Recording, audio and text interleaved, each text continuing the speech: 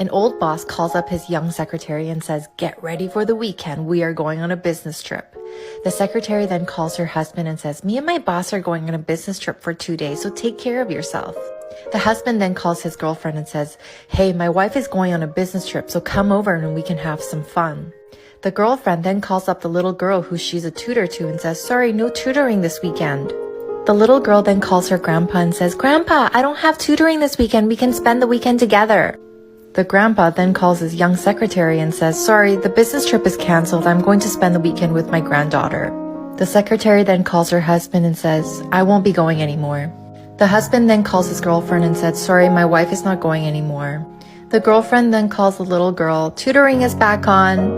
The little girl then calls her grandpa and says, "Sorry, Grandpa, I've actually got classes this weekend."